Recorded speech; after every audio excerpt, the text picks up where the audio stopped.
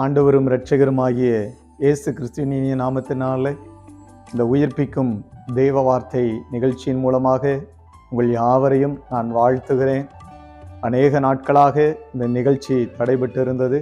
மீண்டும் உங்களுடைய ஆசீர்வாதத்துக்காக இந்த நிகழ்ச்சி மீண்டும் தொடர்ந்து ஒளிபரப்பப்படும். நீங்கள் இதை பார்த்து ஆண்டவருடைய நாமத்தை உயர்த்துங்க. இந்த வார்த்தையின் மூலமாக நீங்களும் உங்களுடைய குடும்பமும் ஆசீர்வதிக்கப்படுவது நிச்சயம். வேத வசனம் சொல்லப்படுகிறது. நீதிமொழிகளின் புஸ்தகம் 21ஆம் அதிகாரம் 31வது வசனத்துல வாசிக்கும் போது, குதிரை யுத்த நாளுக்கு ஆயத்தமாக்கப்படும், ஜெயமோ கர்த்தரால வரும் என்று சொல்லி வேதம் சொல்லுகிறது. யுத்தத்துல மிகவும் அதிகமாய் பயன்படுத்தப்படுகிற சில மிருக ஜீவன்கள் இருக்கிறது. அதுல பிரத்யேகமாக குதிரை யுத்தத்துக்கு பயன்படுத்தப்படுகிறது. தெய்வ பிள்ளைகளை, குதிரைக்கு பலவிதமான குணங்கள் இருக்கிறது.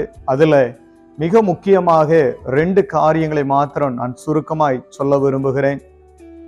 எதிராளியினுடைய படைகளுக்குள்ளாக வேகமாய் கடந்து போகிற அந்த குதிரை, கர்த்தருக்கு ஸ்தோத்திரம், எதிராளிகள் தனக்கு முன்பாக இருக்கிறார்கள் என்று சொல்லி அது பார்க்காதபடிக்கு, பயப்படாதபடிக்கு எதிராளியினுடைய படைகளுக்குள்ளாக வேகமாய் அந்த குதிரை கடந்து போகிறது.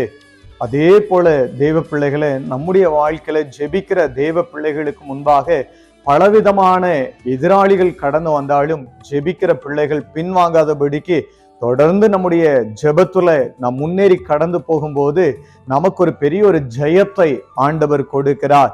2வது காரியம், குதிரை மிகவும் பலமுள்ளதா இருக்கிறது. அதே போல நம்முடைய வாழ்க்கையில அப்போஸ்தலருடைய நடபடிகள் 1ஆம் அதிகாரம் 8வது வசனத்தை வாசிக்கும் போது, பரிசுத்தாவியானவர் உங்களிடத்துல வரும்போது நீங்கள் பலனடைவீர்கள் என்று வேதம் சொல்லுகிறது. எதிராளிகளை கண்டு பயப்படாதபடிக்கு தொடர்ந்து நாம் ஜெபிக்க நம்முடைய வாழ்க்கையில கர்த்தர் ஜெயத்தை கொடுக்கிறார்.